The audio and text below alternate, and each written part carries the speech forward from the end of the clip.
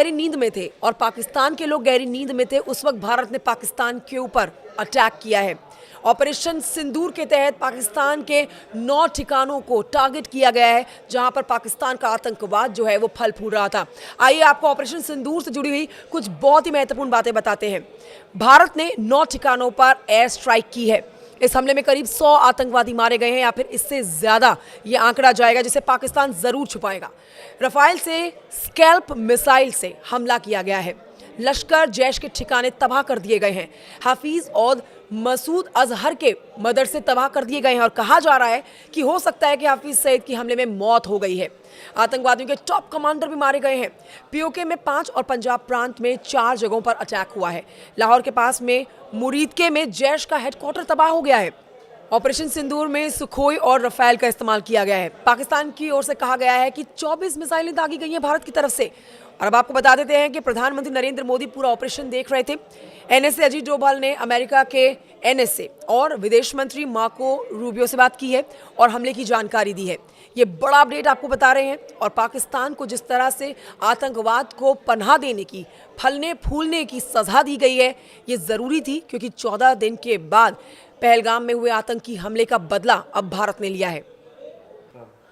पहलगाम हमले के बाद भारत ने एयर स्ट्राइक किया पाकिस्तान पे। हमारे साथ retired major general Shami Sabharwal हैं, जो डिफेंस एक्सपर्ट हैं। वो किस तरीके से देखते हैं? सर, इस अटैक को आप मानते हैं कि यही हो सकता था? देखिए, मैं तो कहता हूं कि this is the best that could have happened.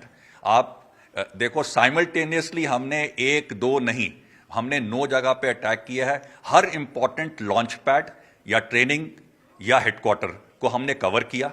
और उसके साथ साथ जो सबसे अच्छी चीज हमने ये करी कि हमने अपने लेटेस्ट वेपन सिस्टम एयरक्राफ्ट को यूज किया, ताकि हमें बॉर्डर को क्रॉस ना करना पड़े। और जब प्रिसीजन आप मिसाइल यूज करते हैं तो उसका इंपैक्ट जो है वो सबसे ज्यादा होता है और कोलैटरल डैमेज सबसे कम होती है। और वही किया गया है। और एक मैसेज दे दिया है कि हम अगर 4 बिल्डिंग में से आप एक बिल्डिंग में हैं तो हम बाकी 3 बिल्डिंग को नहीं टच करेंगे, उसी एक बिल्डिंग को टच करेंगे। वो एक सबसे इंपॉर्टेंट मैसेज है। रिएक्शन आपको क्या लगता है? पाकिस्तान का रिएक्शन अब क्या होगा? क्योंकि हम तो आतंकियों को टारगेट कर रहे हैं, लेकिन वहां से कौन रिएक्ट करेगा आपको लगता है? देखिए, अभी अब पाकिस्तान की फौज की जगहसाई हो रही है।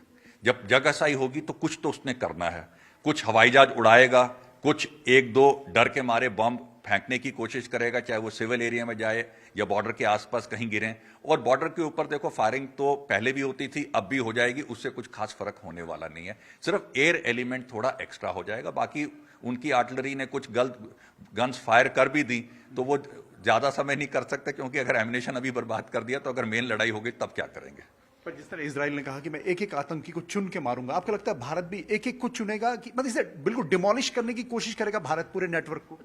देखो, अब हमारी सोच बदल गई है और मैं आपसे सहमत हूं। देखो, एक-एक टेररिस्ट को तो नहीं मार सकते, लेकिन एक-एक टेररिस्ट लीडर को मार सकते हैं।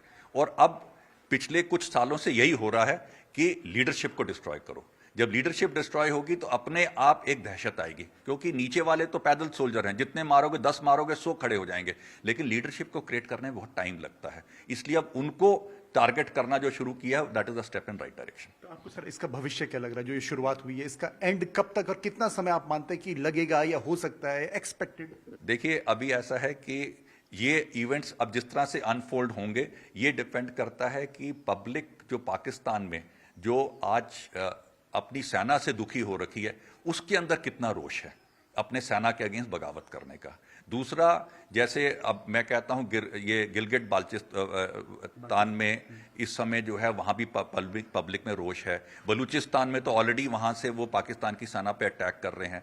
अगर हम बलूचिस्तान में उनको सपोर्ट करें ताकि उनका मनोबल बढ़े और वो अगर पाकिस्तान के ऊपर ज़्यादा वो करते हैं, प्रेशर बना के रखते हैं, उधर से अफगानिस्तान भी प्रेशर बना रहा है, तो हो सकता है कि पाकिस्तान के टुकड़े हो जाएं।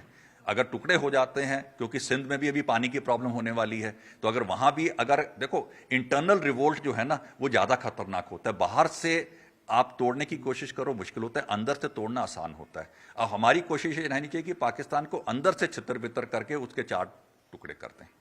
तो डिफेंस एक्सपर्ट शमी सबरवाल, जिनका साफ तौर पे कहना है कि पाकिस्तान को अंदर से तोड़ने की कोशिश होनी चाहिए और भारत ने जो जवाब दिया है वो अब तक का बेहतरीन जवाब है। कैमरा पर्सन दीपक उपाध्याय के साथ दीपांकर भट्ट, न्यूज़ 18 देहरादून।